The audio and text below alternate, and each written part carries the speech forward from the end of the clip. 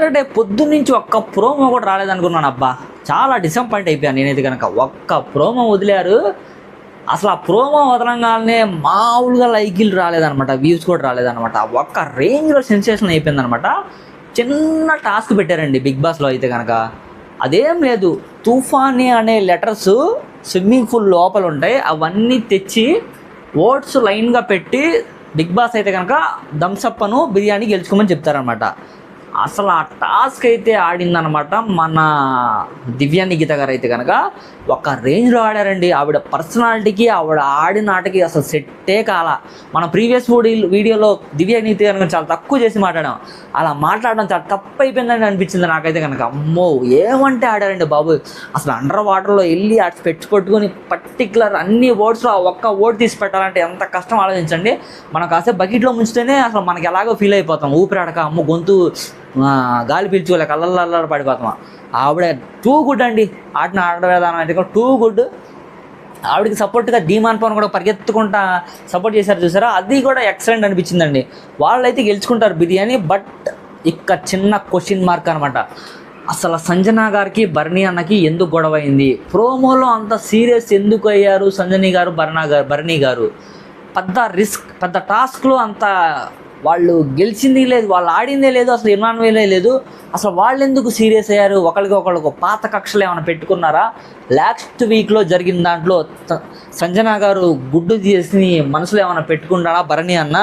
So నిజమేనా అనిపిస్తుంది. అక్కడ ఏం జరిగిందో మనకైతే కనుక స్క్రిప్ట్ అర్థం కాలేదులే కానివ్వండి. బట్ సంజన గారు అయితే ఎమోషనల్ అయ్యారు. బట్ అది మాత్రం కరెక్ట్ అని అనిపించింది నాకైతే కనుక. ఆవిడ ఎమోషనల్ అవ్వకుండా ఉండాల్సిందే. బట్ బర్నీ అంత ఎందుకు సీరియస్ అయ్యారో నాకైతే అర్థం కాలేదు. వాళ్ళిద్దరి మధ్య జరిగిన కాన్వర్జేషన్ ఏం జరిగిందో నేను డీటెయిల్గా ఇప్పుడు చెప్తాను చూడండి. అంతా నోట్ చేశాను. ఆ టాస్క్ ఏంటంటే కనుక స్విమ్మింగ్ పూల్ టాస్క్ అనమాట. నేను ఆల్రెడీ చెప్పాను కదా. సో ఆవిడ చాలా ఎమోషనల్ అవుతారనమాట సంజన గారు. సిగ్గు లేదా నాకు అలా అనిపించుకోవడానికి అన్నట్టుగా మాట్లాడిద్ది అనమాట ఆవిడైతే కనుక. చూడండి ఏం జరిగిందో. సంజన గారు, బిగ్ బాస్ నాకు బిర్యానీ తినాలని లేదు, వాళ్ళ బిర్యానీ వాళ్ళనే తినమనండి. బర్నీ అన్న సంజన గారు, మళ్ళీ సంజన గారు అనమాట. ఒక్క సెకండ్ సెల్ఫిష్, ఒక్క సెకండ్లో సెల్ఫిష్లా ఉంటారు, ఒక్క సెకండ్లో మంచిగా నటిస్తారనమాట. బర్నీ అన్న, what is the meaning of selfish Sanjana? What is the meaning of selfish Sanjana? Sanjana, this is selfish అని చెప్తుంది అనమాట. దాని తర్వాత బర్నీ అన్న, మనం గెలిచిందే తింటున్నాం అని చెప్తాడు అనమాట. సంజన, ఒక్క నిమిషం అట్లా, ఒక్క నిమిషం ఎట్లా ఉంటారు? ఒక్క నిమిషం అలా, ఇంకో నిమిషం ఇలా, ఎట్లా ఉంటామండి? ఎట్లా ఉంటాం? బర్నీ అన్న, నేను అసలు టాస్క్లోనే లేను, ఎంటర్ అవ్వట్లేదు కదా, నేను టాస్క్లోనే ఎంటర్ అవ్వలేదు కదా అసలు అంటాడు బర్నీ అన్న. సంజన, అర్థం అవ్వటం లేదు మీరు అసలు, అంటే మీరు నాకు అసలు అర్థం అవ్వటం లేదు, కాసేపు ఇలా ఎందుకుంటున్నారు? మళ్ళీ సంజన గారు, యూ థింక్ వీఆర్ డమ్, అంటే మేమేమన్నా పిచ్చోళ్ళం అనుకుంటున్నారా? వీ థింక్ వీఆర్ డమ్ అని చెప్తాను అనమాట. బర్నీ అన్న ఇలా అంటారనమాట. వద్దని చెప్పండి, అంతేగాని మీరు ఆర్గ్యుమెంట్ చేయొద్దు నాతో అని చెప్తాడు బర్నీ అన్న. దీని తర్వాత సంజన గారు లోపలికి వెళ్ళిపోయి ఏడ్చుకుంటా బర్రని మన ఇమాన్యుయల్, దాని తర్వాత రితు చౌదరి లోపల ఉంటారనమాట. సో ఇలా చూస్తున్నాడు, గుడ్లు వేసుకొని స్కేట్ చేస్తున్నాడు నన్ను. ఏమని? అక్కడ నుంచి స్కేట్ చేస్తున్నాడు బర్నీ, ఇట్లా గుడ్లు పెద్దవి చేసుకొని స్కేట్ చేస్తున్నాడు. దాని తర్వాత రైస్ నిన్నటి నుంచి నోటి నుంచి లాగేస్తున్నాడు, షేమ్లెస్ వర్స్ట్ అని చెప్తాను అనమాట.